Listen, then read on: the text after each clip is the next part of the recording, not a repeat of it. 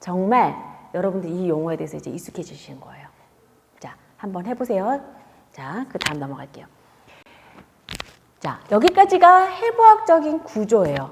그러면 우리가 기능적으로 또 구분을 해봐야 돼요, 여러분. 기능은요, 시장 같은 경우는 세 개로 나눠서 설명을 할 수가 있는데, 첫 번째가 뭐냐면은 감각계, 즉 감각 영역이에요. 그 다음에 두 번째는 운동 영역이 되고요. 세 번째는 비특수해갖고 둘레계 영역이 돼요. 그러면 이 세 가지 이름만 들어도 이제 우리가 알 수 있는 것들이 많아요. 우선 유추를 한번 해볼까요? 자, 우선은 제가 왜 자꾸 밑에를 보냐면 마이크가 자꾸 꺼져가지고 벌써 녹음을 한 5번째 하는 것 같아요, 여러분. 자, 그래서 제가 시즌 자꾸 마이크를 확인하는 거니까 신경 안 쓰셔도 되세요, 여러분. 자, 다시. 우리가 이 세 가지 기준이 있는데 첫 번째 감각 영역이래요, 여러분. 그러면 무언가가 들어왔는데 이게 감각적인 정보고 감각과 관련된 일을 한다라는 소리예요. 그럼 운동 영역은 뭐예요? 똑같은 거예요. 운동적인 정보가 들어오고 운동과 관련된 것과 연관이 돼 있다. 그럼 비투스의과 뭐예요? 둘레계는 뭔지는 모르겠지만 감정과 관련되거나 기억과 관련이 되면서 비특수액, 즉 청각, 미각 이런 특수액, 이런 감각 말고 어떤 통증이나 이런 것과 관련될 수 있구나 이렇게 추측을 할 수 있는 거죠. 제목으로만, 이름으로만. 그러면 이제부터 하나씩 한번 볼게요. 첫 번째, 우리가 기능적 영역에 대해서 제가 정리를 해놨어요, 여러분. 이 정리를 한번 볼게요. 우선은 이제 여러분들 VPL, 그 다음 VPM 또 뭐가 있어요? MGN, LGN 이렇게 있죠. 여기는 MG하고 여기 LG는 N을 아까 누클레스를 제가 안 붙였는데 이렇게 붙이는데 MG하고 LG는 이제 여러분들 이제 눈 뜨고 딱 일어나서 시상의 MG는 뭐, 시상의 LG는 뭐 이렇게 나오셔야 되잖아요. MG는 뭐라고 그랬어요? 제가 보다 더 안쪽에 있는 무릎체 같은 경우는 안쪽 무릎체는 1차 청각 영역과 관련이 돼요. 그래서 청각에 영향을 미치는 기관이구나 이렇게 생각을 하시면 되죠. 근데 여기는 어디서 정보를 받냐면 여러분 청각의 1차 청각 영역에서 여러분들 기억하시면 달팽이에서 아래 등덕으로 정보를 주고 아래 등덕에서 정보를 받은 것을 다시 안쪽 무릎체에다 주고 그 다음에 1차 청각 영역에다가 준다 이렇게 했던 기억하시죠. 그래서 입력은 아래 등덕이 되시는 거죠. 그러면 LG는 뭐예요? 시각과 관련돼 있다고 했었어요. 기억나시죠? 근데 시각과 관련돼서 1차 감각 영역으로 가는데 이거는 어디서 정보를 받냐면 시각 교차로에서 이것은 어디서 정보를 받냐면 시각 신경뇌에서 정보를 받아요. 그러면 선생님 아래 등덕이 아니고 위 등덕에서 정보를 받는 것이 아닌가요? 라고 얘기를 할 수 있어요. 제가 앞에서도 잠깐 언급했을 때 어떻게 언급을 해드렸냐면 시각노에서 가쪽 무릎체로 가는데 일부가 빠져서 위쪽 뭐예요? 위 등덕으로 간다라고 했던 거 기억하세요? 잠깐 이제 스쳐가면서 제가 언급을 했었던 거예요. 그래서 그렇기 때문에 지금 이 부분에서는 어디서 정보를 받는다? 시각신경노에서 정보를 받는다라고 생각하시면 되세요. 자, 이제 두 가지가 해결이 됐어요. 네 가지 중에 두 가지면 50%가 해결이 된 거죠. 그러면 두 가지 남았네요. 이 두 가지 VPL과 VPM 어디 있어요? VP를 제가 메디아라고 라터라고 나눠서 두 가지 나누어진다. 기억했던 거 기억하세요? 어디? 여러분 여기서 제가 설명을 드렸었어요. 기억하시죠? 자, 그래서 여기는 어떤 역할을 하냐면 똑같이 1차 감각 영역으로 투사가 돼요. 근데 받는 정보가 좀 달라요.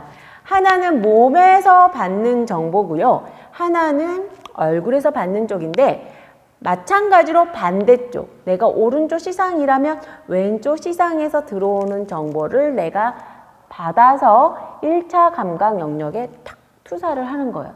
그러면 VPL, 우리 이렇게 이제 이해를 하세요. VPL 쪽은 척수 레벨에서 올라오는 거고 특히 여기 내측 섬유띠라고 얘기가 되어져 있는데 여러분들 내측 섬유띠가 아주 대표적인 감각 전달하는 신경노예요. 그래서 여기서 들어오는 정보를 싹 갖고 가는데 여러분들 혹시 기억하시려는지 모르겠는데 1차 감각 영역에서는 뭐예요? 고수용성 감각, 촉각을 갖고 와서 통합 처리한다. 이런 거 기억하세요. 제가 대뇌 겉질이죠. 대뇌 겉질 영역에서 제가 설명했던 부분이었어요. 여러분들 그거 한번 참고 한번 다시 해보시고요. 그래서 여기서 받아들인다는 것은 무슨 소리냐면 몸에서 받는 정보예요. 근데 3차 시상노하고 미각과 관련된 영역에서 받는다는 것은 결국은 3차 신경노는 얼굴이거든요. 그 다음에 미각은 혀 있는 부분이잖아요. 그래서 얼굴을 있는 부분인데 특히 반대쪽에서 들어오는 정보를 받는다. 근데 뭐가 빠져요? 여러분 후각이 빠진다라는 거 절대 잊지 마시면 안 돼요. 그래서 여기는 두 가지 다 1차 감각 영역으로 가고요. 마찬가지로 몸에서 들어오는 것은 몸 감각을 내가 받아들인 거고 촉각을, 그 다음에 촉각과 고유수 형성을, 그 다음에 얼굴에서 받아들이는 얼굴에서 들어오는 정보를, 그 다음 미각도 받아들인다. 이렇게 생각을 하시면 되는 거죠. 그럼 감각 영역 정리되셨죠? 두 번째 갈게요. 운동 영역이에요. 자, 운동과 관련돼서는 여러분 기관을 먼저 생각을 해보셔야 돼요. 운동은요, 우선은 대뇌 겉질에서는 1차 운동 영역이 있었고, 그 다음에 운동압 영역이 있었고요. 그쵸? 그 다음에 다른 기관은 바다, 핵하고 소뇌가 그 역할을 아주 많이 갖고 가요. 그래서 제가 종종 말씀드렸을 거예요. 여러분들 나중에 말씀 많이 드릴 거예요. 바다, 핵과 소뇌가 되게 중요해요. 우리 밭들 이런 얘기 제가 되게 많이 말씀을 드렸었죠. 그것처럼 그 부분에 가서 설명을 드리겠지만 마찬가지로 연결되어 있는 것이 여기서 또 나오는 거예요. 시상의 운동 영역은 뭐예요? 바다에게서도 오고 소뇌에서도 온다. 이 정보가 어떻게 처리가 되는지 한번 볼게요. 우선 V를 볼게요.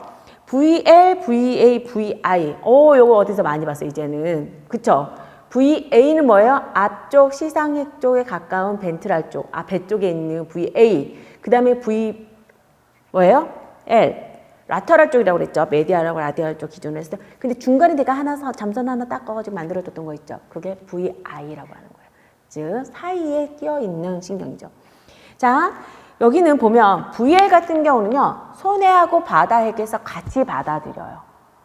근데 VL 같은 경우는 바다핵, VI는 소뇌에서 정보를 받아와요. 그럼 얘네들 어디다가 톡 토스를 해주냐면 자, 바다핵하고 소뇌에서 정보를 받아서 대뇌한테 주는 거예요. 그러면 대뇌에서는 그거를 또 조합을 해서 밑으로 내리는 거죠. 그렇다면 얘네들이 어떤 역할을 하냐면 동작을 조화롭게 만들어주고 조절해주는 역할을 하고 그 다음에 너 일 할 수 있게끔 스타트 역할도 해주고 스탑트 역할도 해줘요. 이게 바다핵하고 소뇌 역할인데 이 기능이 고스란히 관여를 하게 되는 거예요. 그래서 소뇌하고 바다핵의 기능이 안다 그러면 이 부위도 같이 연결해서 설명할 수 있는 거죠.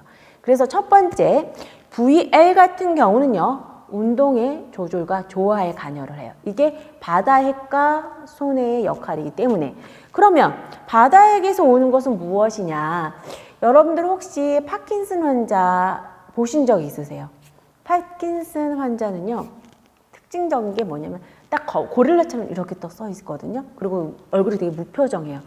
이런 상태에서 자 누구누구님 걸어가요. 우리 걸을 거예요. 라고 얘기를 하면 갈까 말까 이렇게 툭 튕겨서 나가거든요. 이게 파킨슨 환자의 되게 특징적인 보행 패턴인데 즉 운동의 시작을 정확하게 딱 부드럽게 만들 수 없어요. 바다핵이 손상을 받으면 마찬가지로 시상의 이 부위는 그거와 연관이 되어져 있다라고 생각을 하시면 되세요. 그 다음에 또 하나 여기가 투사가 어디로 되냐면 운동압 영역이에요. 반대로 VL에서 받은 정보는 1차 운동 영역으로 가지만 이 부분은 운동압 영역인데 이 부분은요 운동을 프로그래밍 하는 데예요. 그래서 운동을 프로그래밍을 하는데 영향을 미칠 수 있다라고 생각을 하시면 되죠. 이것도 마찬가지로 배잘 갱글리아 즉 바다핵의 기능 중에 하나예요. 어때요? 다 연결이 돼 있죠, 기능이. 그래서 무와 연결이 돼 있는 걸 알면 내가 이 기관에서 어떻게 관여를 하고 있다는 것을 우리가 예측을 하고 생각을 할 수 있는 부분이었죠. 그 다음에 VI는 우리가 손해라 그랬어요. 여러분, 손해 환자들 중에 어떤 것들이 특징이냐면, 손해 손상을 받으면 우리가 코하고 손가락을 이렇게 노이즈 핑거 테스트라고 얘기를 하는데, 이렇게 손하고 여기 손가락을 이렇게 정확하게 왔던 것을 정확도가 떨어지거든요. 그래서 이 사람들은 어떻게 했냐면 이렇게 돼요. 정확하게 가는 게 아니고 툭 정확성이 되게 많이 떨어져서 코디네이션이 되게 떨어져요. 그래서 이 부분은 운동의 코디네이션과 관련이 있다라는 것을 여러분들이 이해를 하시면 되시는 거죠. 자, 마지막이에요. 자, 비특수 핵, 그 다음에 둘레개. 자, 우선은 제가 앞에서 말씀드리면서 이미 제목으로 우리는 이것이 기능이 무엇과 관련이 있다는 것을 여러분들 알았어요. 근데 뭐가 연관이 되어 있는지 한번 볼게요.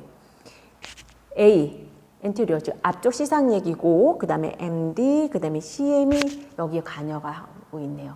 자, 이 부위가 대부분 어디로 가 있어요? 앞쪽하고 안쪽에 있고, 그 다음에 속섬유판의 가운데 있는 핵들이 여기에 해당이 되고 있어요, 여러분. 그래서 이것들은요, 전부 다 둘레개하고 연결되어 있는 것은 아니고, 특히 여기서 A, 즉 앞쪽 시상핵이 둘레개하고 연결이 되어져 있고요. 어디서 입력을 받냐면 유두신경로, 유두체에서 시작되는 신경로에서 정보를 받아와요. 그 다음에 얘네들은 기억을 저장하고 감정 조절에 관여를 하는 기능을 한다 라고 생각하시면 되고요. 또 하나, MD 같은 경우는요, 받는 위치를 한번 볼까요? 여러분들 이제 표를 제가 보여드리고 있는데, 관자엽, 편도체, 시상하부예요. 이들은 주로 이쪽 부분에 있죠. 여기는 어디로 투사를 했냐면 앞 이마엽이라고 해서, 이마엽보다 이마엽 기준에서 제일 앞부분에 해당하는 부분이거든요. 이 부분은요, 여러분, 동기부여하고 아주 밀접한 관계를 갖고 있어요. 그래서 여러분들 우리가 화장실 간다, 아니면은 뭐 운전을 해서 어딜 간다, 뭐예요? 정확한 목적을 가지고 있잖아요. 즉 동작은 그런 목적을 가지고 시작을 하는데, 나는 걷기 위해서 걷지 말라고 해요. 저희 환자분들한테 꼭 목적을 가지고 가라고. 그래야지 대뇌가 더 많이 일을 할 수 있기 때문에. 그래서 보행을 할 때, 자, 친구 만나러 간다고 생각하세요? 아니면 저 앞에 물건을 가지러 간다고 생각하세요? 이렇게 얘기하거든요. 동기를 부여시키는 역할을 제가 계속적으로 제시를 하는 거죠. 즉 이 부분을 관여하는 부분이 어디다? 앞 이마엽인데, 여기는 어느 시상 부위와 관련돼 있다? 앞쪽 MD, 그렇죠? 제가 여기서 실수했어요. 메디알 도잘 파트하고 연관이 돼 있고, 정보를 어디서 받는다? 편도체, 그 다음에 시상하부, 그 다음에 관자엽에서 정보를 받는다. 여러분들 이렇게 이해를 하시면 되겠어요. 마지막 하나가 남았어요. 센트럴 메디얼이라 가지고 정중에 있는 그런 신경핵이죠. 여기서 비특수핵 중에 우리가 통증이 있는데, 여러분 특히 여기는 어떤 신경로가 들어오냐면, 통증에서도 느린 만성과 관련된 통증이 올라올 때 받아들이는 곳이라고 보시면 돼요. 그리고 이것은 결과적으로 비특수핵 영역으로 뿌려주는데 통증과 연관되어서 연결이 되어 있는 거예요. 자, 여기서 한 가지 또 과거에 우리가 공부했던 거 하나 소환을 해볼게요. 여러분, 섬유 중에 A 델타 파이버하고 C 파이버가 있었어요. C 섬유가 있었는데, 하나는 마리집이고 하나는 민문이었어요. 그렇죠? 그때 전달하는 게 똑같이 통증을 전달을 하지만 하나는 급성, 하나는 만성을 전달했던 거 여러분들 기억을 하실 것 같은데, 이 부분이 한번 떠올려 보세요. 그러면 계속적으로 연결해서 설명을 할 수 있기 때문에 여러분들이 좀 더 재미있게 이 수업을 들을 수 있지 않을까 제가 희망해 보네요. 자, 두 번째, 이제 시상하부에 대해서 이제 말씀을 드릴 거예요, 여러분. 시상하부는요, 어느 위치에 있었냐면은 시상보다 밑에 있는 부분이라고 해서 하나의 구역이죠. 여기도 마찬가지로 핵 덩어리들이 되게 많아요. 그래서 이 부분을 이제 한번 볼게요. 우선 기능을 먼저 볼게요. 시상하부는 여러분 우리의 그 바이오리듬하고 되게 밀접한 곳이기 때문에 여기 손상 받으신 분들은요, 우리 신체의 리듬이나 생식과 아주 베이스적인 우리의 생활과 아주 밀접한 부분이라고 생각하시면 되세요. 그래서 동물 실험에서 시상하부를 인위적으로 손상을 받았을 때, 그러니까 손상을 주는 거죠. 그랬을 때 가장 기본적인 거, 우리가 뭐예요? 먹고 마시고 그 다음에 어떤 성생활을 하고 그 다음에 또 뭐가 있을까요? 잠자고 이런 부분들이 되게 많잖아요. 이런 부분에 영향을 미치고 있다라는 것을 되게 많은 연구에서 나오고 있거든요. 그만큼 이 부분은 그런 기능과 관련되어져 있고 거기서 나온 관여하는 호르몬들하고도 관여가 있다라는 거 우선 베이스로 우리가 생각을 하고 다시 공부를 한번 해보도록 할게요. 자, 시상하부는요, 여러분. 신경기전을 즉 외부하고 내부의 환경의 변화를 내부라는 건 나의 몸 안에 있는 내부, 바깥에 있는 거 내 몸에서 기준에서 바깥쪽을 외부라고 해요. 집 안에서 내부, 외부가 아니고. 그래서 여기의 변화에 아주 밀접하게 관여를 하면서 우리 인체의 항상성을 유지시켜주는 기능을 하는 게 여기 시상하부라고 생각하시면 돼요. 여기 제일 중요해요. 그래서 이 부분이 왜 일어나느냐. 우리가 항상성이라는 것을 여러분들 제가 그림을 한번 그려볼게요. 내가 너무 더워요. 그러면 어떻게 돼요? 땀을 흘려서 이렇게 떨어뜨리려고 해요. 근데 내가 너무 추워요. 그러면 어떻게 해요? 이렇게 해서 다시 올리려고 몸을 막 떨어요. 열 발생을 하기 위해서죠.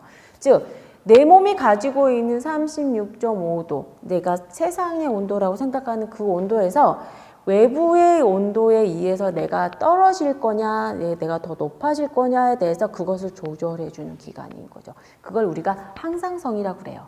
그래서 몸의 일정한 컨디션을 유지해 주려고 노력하는 것을 우리가 항상성이다라고 여러분들 이해를 하시고 이 그림을 이해하시면 되시는데, 만약에 이거 자체가 흐름이 깨지면 우리는 뭐가 되냐면 질환이 되는 거예요. 그래서 아픈 사람들은요, 이 항상성이 무너졌을 때 나타난다라고 생각을 하시면 여러분은 이거 되게 쉽게 이해하실 수 있을 거예요.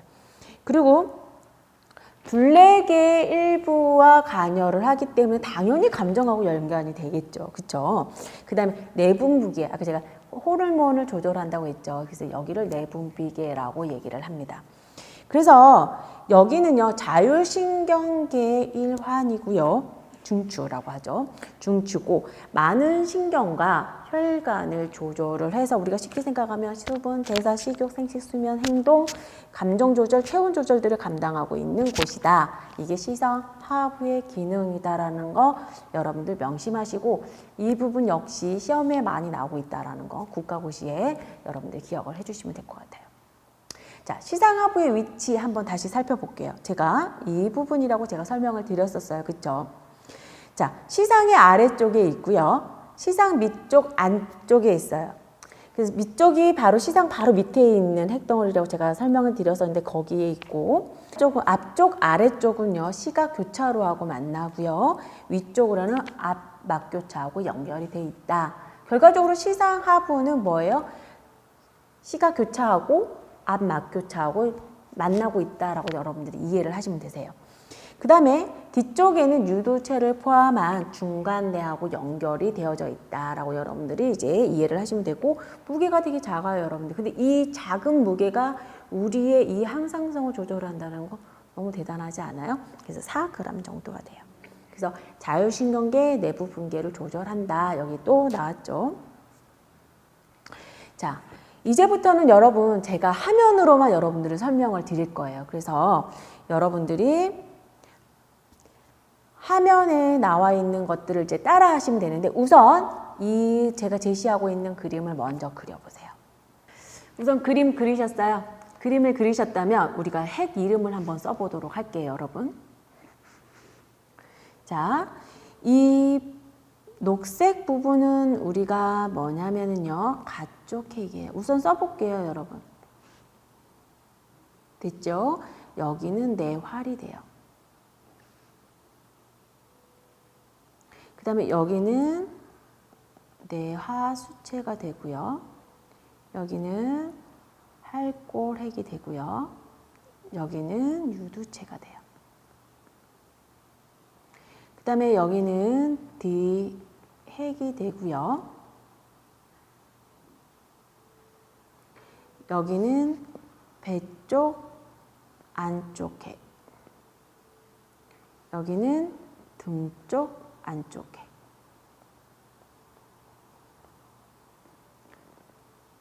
그 다음에 여기 빨간색 이 부분은 내실 핵. 빨간 여기 주황색 부분은 앞막 교차. 그 다음에 연두색 여기 부분은 시각 교차 앞 구역이 돼요. 그 다음에 여기 요거랑 요게 다른데 하나는 뭐가 되냐면 시신경 교차액이 되고요. 이거는 시각 교차액이 돼요. 이 핵. 자, 여기까지 이제 되셨으면 우리가 다른 펜으로 제가 설명을 드릴 건데, 자, 우선은 여기가 뒤쪽이라는 표현이에요. 뒤쪽이 나와 있죠. 그다음에 여기가 앞쪽이네요. 그쵸? 여기까지 되셨죠, 여러분? 그 다음에 여기가 메디알 쪽이고 여기가 어때요? 도잘 쪽, 라터랄 쪽 이런 식으로 여러분들 이제 표현을 하시면 될 것 같아요. 자, 여기서요 구역을 나눠 볼게요.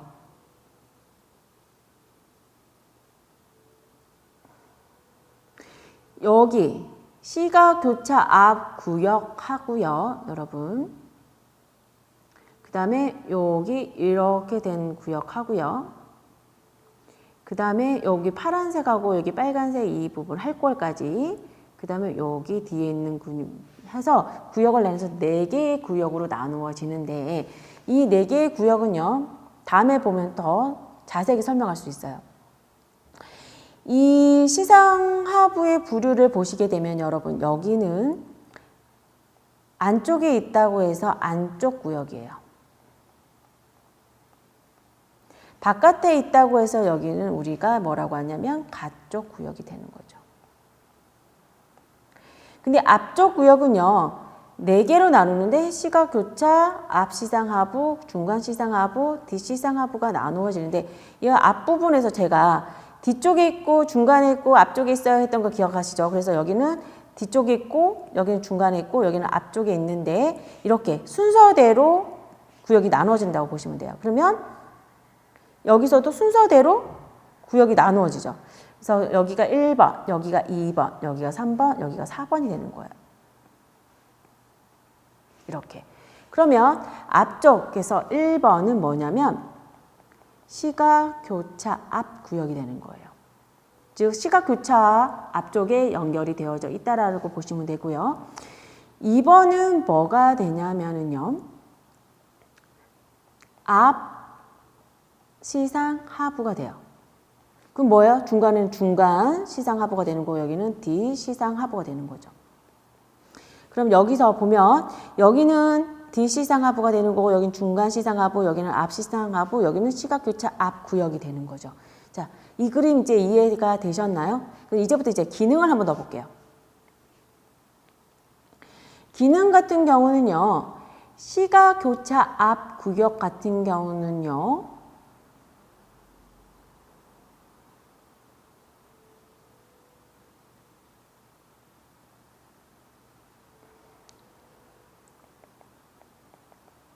생식샘 자극 호르몬을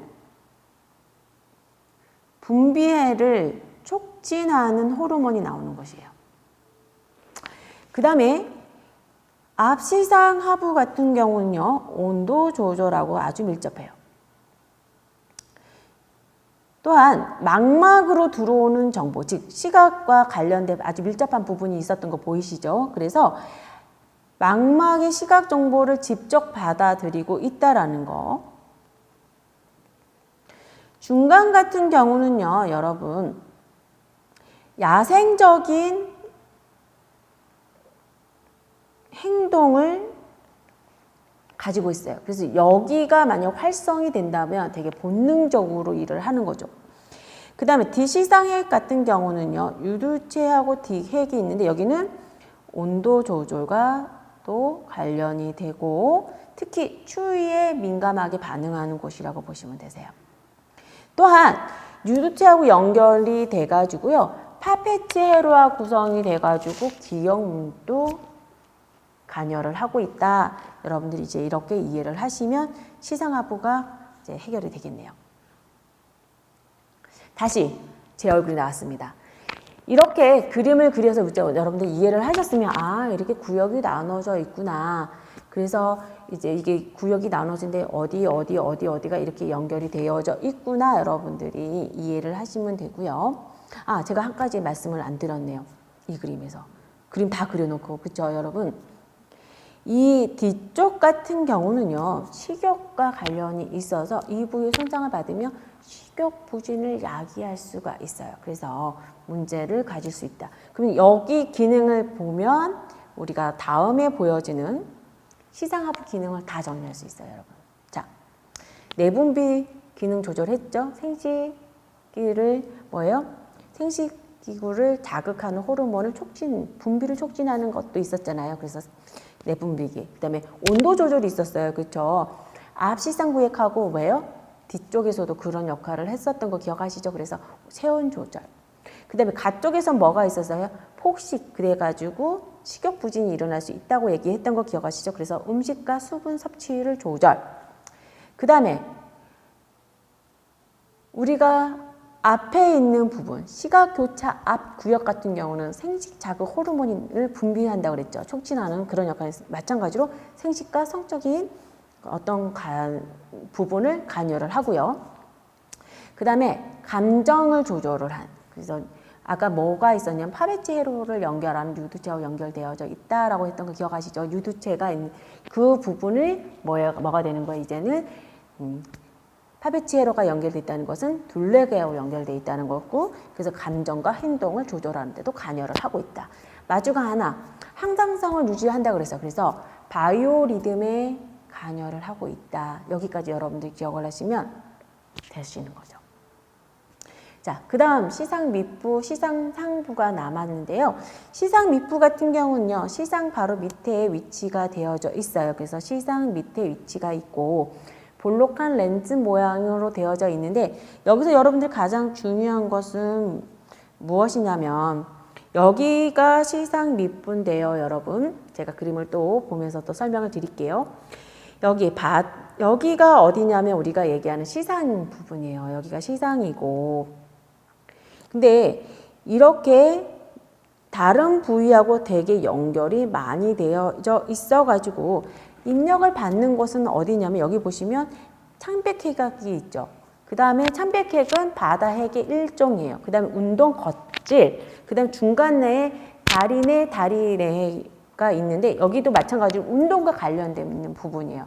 즉 운동과 관련된 부분을 여기서 많이 관여를 하고 있다. 여러분들이 여기서 추측을 할 수 있어요. 입력을 받는 것만으로도.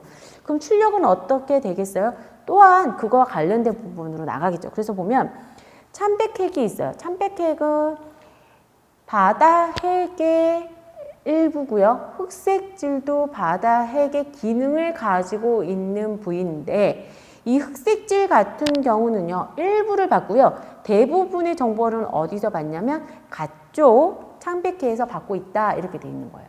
결론은 운동 조절을 관여하고 있는 그런 회로라는 거죠. 그래서 흑색질 같은 거 여기 잠깐 사이드로 넘어가면 이 흑색질은 위치는 중간 내에 있고요. 기능은 바다핵의 기능을 가지고 있어요. 즉 해부학적인 위치하고 기능적인 것이 다르게 나타날 수 있는 게 여기 하나의 예제 1이에요. 또 있어요, 여러분. 이제 나올 때마다 하나씩 또 설명을 드릴게요, 여러분. 그래서 이 부분의 기능은 움직임을 조절하는, 즉 움직임을 조절한다. 그래서 여기 손상을 받으면 여러분들 우리가 무도병이라고 하는데요. 이 무도병은 가만히 있지 못해요. 계속 춤추는 이런 질환이에요. 그 파킨슨하고 되게 대조적인 건데 파킨슨은 안 움직여서 문제가 되고 무도병은 너무 움직여서 문제가 되는데 우리나라에 거의 없어요, 여러분. 저도 임상에서 이 케이스는 본 적이 없어요. 파킨슨한테는 되게 많이 봤는데 무도병은 거의 본 적이 없어요. 그래서 제가 영상으로 제가 공부했던 것들에 대해서 여러분들은 제가 방금 짧게 설명을 했어요. 이 부분은 제가 바다에게 가서 파킨슨과 무도병에 대해서 좀 더 많이 설명을 드릴 거니까 그때 더 제가 설명을 드릴게요. 그래서 움직임을 조절하는 부위구나. 여기까지 여러분들 기억을 하시면 되겠네요. 이제 하나 남았어요, 여러분. 시상상부. 시상상부는 어때요? 시상 있고 시상 밑부 있고 시상 하부가 있는데 뒤편에 있다라고 생각하시면 되는데 이게 시상상부예요.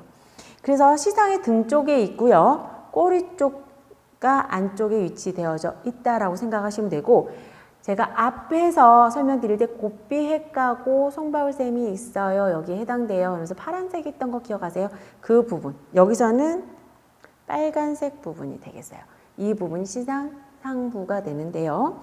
이 시상상부는요. 시상하부와 같이 둘레개를 연결을 해서 감정의 일부를 조절하는 부위라고 보시면 되세요. 여기서 고삐핵하고 송바울샘의 기능을 약간 분리해서 설명을 먼저 할 건데 고삐핵은 둘레개하고 연결이 되고요. 송바울샘은 내분비계를 조절하는 기관이라고 여러분들이 먼저 이해를 하시고 그 다음에 둘레개를 연결해 있는 고삐핵은 뭐가 되겠어요? 감정을 정보를 하는데 여기는 재미있는 게 뭐냐면 후각의 냄새, 즉 냄새와 관련돼 가지고요. 내 몸의 감각이나 이런 것들을 통합 저장해서 여기는요. 냄새를 맡는가 동시에 내가 무언가 반응하는데 조절하는데 관여하는 부위예요. 한 가지 예를 들어보면 싫은 냄새, 저는 향수 냄새 상당히 싫어하는 편인데 엘리베이터를 타는데 어떤 사람이 향수 냄새가 되게 강하게 나오잖아요. 저도 모르게 인상을 쓰면서 코부터 나가요. 지금이야 마스크 쓰니까 그런 냄새가 많이 안 나는데 예전에는 특히 더운 여름날 저는 이제 코부터 맞는 습관적으로 행동이 나오죠. 이런 행동에 관여하는 것이 이 고삐핵이라는 거 여러분들 알고 계시면 돼요.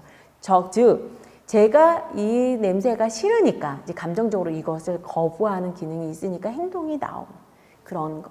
이것을 어떻게 통합으로 만들어주는 이런 것이라고 생각하시면 되시고요. 한 가지 남았어요. 오늘 강의의 마지막 송바울샘이죠. 송바울샘은요, 여러분들 내분비를 네, 특히 여러분 멜라토닌 호르몬을 합성해요. 즉 세로토닌 분비를 해서 멜라토닌 합성을 조절을 해주는데요. 이것은요 뭐냐면 그 멜라토닌 같은 경우는 이렇게 멜라토닌 양이 있고요. 여기가 시간이 있다 그러면 우리가 밤 시간, 별이 보이는 밤 시간과 해가 보이는 낮 시간이 이렇게 차이가 있어서 이것이 주기의 변화가 결과적으로 우리 수면하고도 아주 밀접한 관계가 있거든요. 그래서 이 부분에 뭐가 되는 거예요? 생체 시계를 조절해주는 기능을 가지고 있는 거예요. 즉 수면을 조절해주는 기능을 가지고 있다. 여러분들이 여기까지 이해를 하시면 되실 것 같아요. 자, 여기까지가 시상이고요, 여러분. 과제는 제가 영상 중간중간에 내드렸고요. 그 다음에 우리가 다음 시간에 저는 이걸 희망을 해요. 다음 시간까지만 우리 영상을 찍고 그 다음부터는 우리 여러분들하고 제가 대면을 하고 얼굴을 보면서 강의를 했으면 좋겠는데 희망사항인데 잘 되겠죠? 그래서 다음 시간에는 여러분 바다핵과 손해에 대해서 간단하게 설명을 하고 그 부분이 좀 더 집중적으로 제가 설명을 하는 시간을 갖도록 할 거예요. 자, 수고하셨어요, 여러분.